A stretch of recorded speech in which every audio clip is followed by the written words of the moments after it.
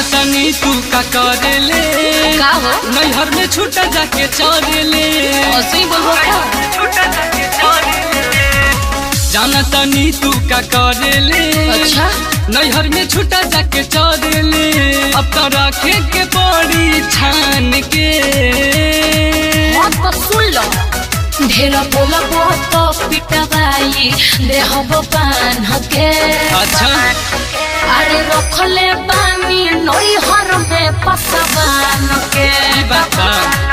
ढेर बोलबो तो पिटवाई देहब पान के अरे रखले बानी नैहर में पसवान के अरे बुझे तड़नू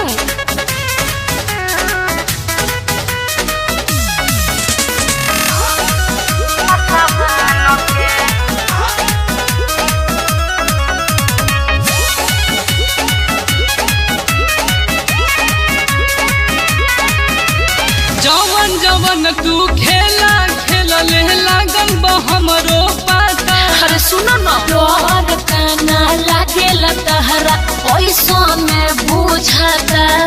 अरे तारा डर नहीं खे जवन जवन तू खेला खेला ले लागल बा हमरो पता अच्छा अरे डर काना लागेला तहरा पैसा में बुझाता तो बोला ओकरा का डर नहीं जान के ढेर बोलबो तो पिटवाई देहब बान के अरे रखले पानी नैहर में पसवान के ए हो ढेर बोलबो तो पिटवाई देहब बान के अरे रखले पानी नैहर में पसवान के अरे डर नहीं खे का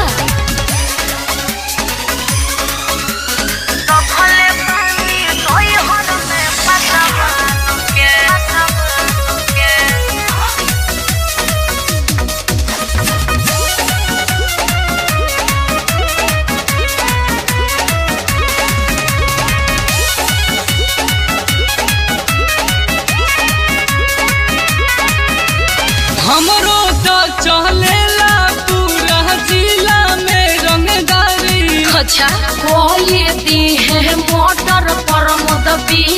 के बिहारी हर संभल रहो हमरो तो चलेला पूरा जिला में रंगदारी